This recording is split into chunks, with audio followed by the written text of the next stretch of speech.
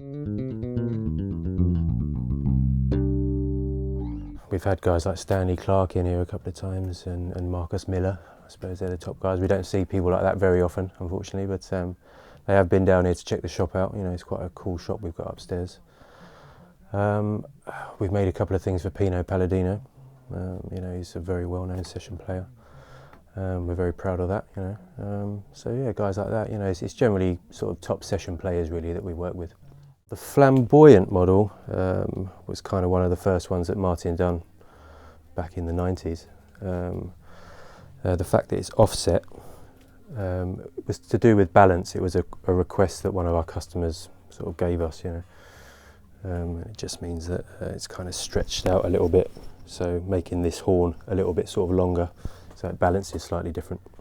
A lot of people say that you get improved sustain from a through neck, which I kind of see. I see the logic behind it, but I mean in practice it doesn't really make too much sense to me, you know.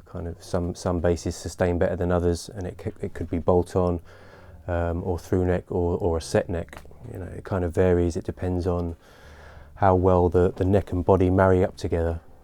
Yeah, depending, you know, there's no real kind of right or wrong, I don't think. I think this is just a 34-inch scale. It's quite a straightforward one. Again, it's one of our flamboyant models. I think that's the John East circuit that's in there, which we use quite a lot. You know, he makes some really great circuits, and he's really nice to work with. It's got some Bartolini pickups in it, which again is another company that we use a lot. I mean, it's up to the customer. They can kind of effectively have exactly what they want in there. So I mean, that's just what they tend to request.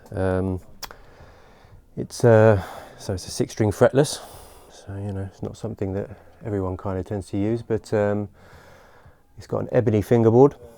That's quite common with fretless basses. I mean, you get a lot of sort of top end. It's a very focused sound, and that's really down to the sort of density of the wood. You don't get that much more dense than ebony. It's got an ambuina facing, back and front. It's a walnut core sandwiched between those ambuina, and maple and I think bobinga stringers on the neck. There are two types of customer. One who knows exactly what they want, and they basically just come in here and tell us, I want this wood, I want these pickups, I want this circuit. And there are other customers who know what they want as far as what the instrument's going to sound like, and then we kind of have to then guide them in the right direction. Certain timbers will give you certain tones and characters, and of course, you know, the electronics will give you the main sort of tone at the end of it. And it's actually quite impossible to know exactly what an instrument's going to sound like until it's finished. You know, you can predict it and use your sort of experience and expertise, I suppose, to kind of have an idea. But it's quite an exciting part of it. You know, you really don't know what you're going to get until it's finished. It's quite difficult to make a recognisable headstock shape without it being so similar to a Fender. You know, you want something that is recognisable to you. But the main thing is, you know, it needs to be, you know, important things are where the machine heads go. For instance, you know, you want the strings to go sort of in a straight line. You often see strings kind of going in directions like this, which isn't great, you know. It means that the string isn't running straight through the nut. So it's things like that really you need to be sort of concerned about. Look-wise, I mean, that's a matter of taste. You know, some people don't like the look of this headstock, probably. So maybe they can go for a headless bass, I don't know. But yeah, it's a matter of taste, I think. You know, there's no real right or wrong, I don't think. As far as dead spots go, a dead spot can be caused by any area of the instrument. You know, and there's nothing really you can do about a dead spot other than sort of add something to the bass. You know, you get these fat finger things now that you can clamp on, and I don't believe that will actually get rid of a dead spot.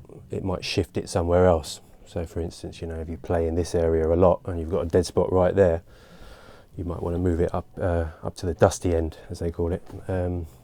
But yeah, dead spots are there, and it's down to the wood. You know, it's kind of not much you can do.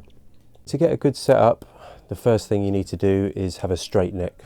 So a big common mistake that people make is if they feel that their action has got too high or got too low, they sort of immediately go to the bridge and try to adjust the saddles, which is generally a mistake because it's usually the neck that's moved, you know, due to sort of temperature, you know, weather change, that sort of thing. So don't be afraid to adjust the truss rod. I suppose that's the main thing that I'm saying, you know. And you want to have a nice straight neck, check that you've got a nice even relief. Once you do that, it's kind of up to you what you do here, you know. There isn't one right setup for every player.